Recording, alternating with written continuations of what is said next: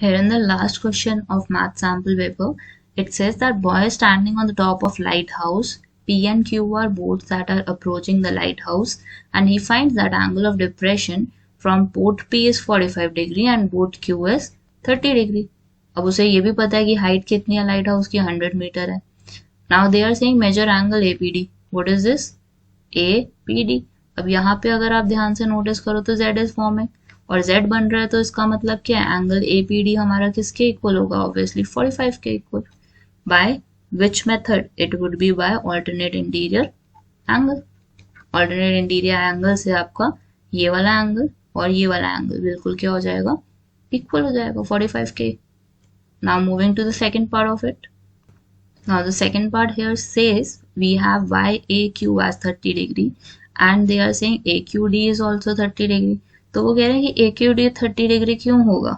Obviously alternate interior angles equal होते हैं क्योंकि बीच में ट्रांसवर्सल है हमारे पास, तो ये वाला पार्ट 30 के ही इक्वल होगा.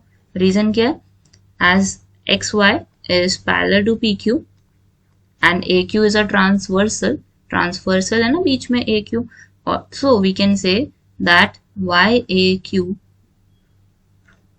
would be equal to AQP and that too with the help of alternate interior angle pair.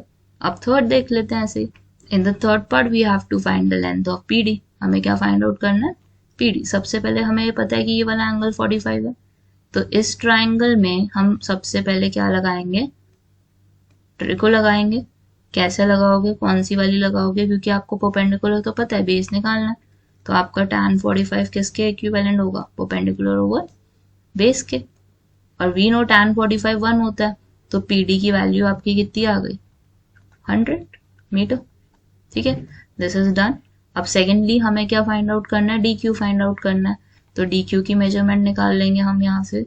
This is angle 30, तो आपका इधर क्या लगेगा? tan 30 लगेगा दूसरे ट्राइंगल में, और परपेंडिकुलर तो 100 ही है, बेस हमारा DQ है, और tan 30 किसके इक्विवेलेंट होता है? It is equivalent to 1/√3.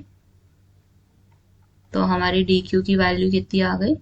It would be how much? DQ is equal to 100 into √3 and that too in metre.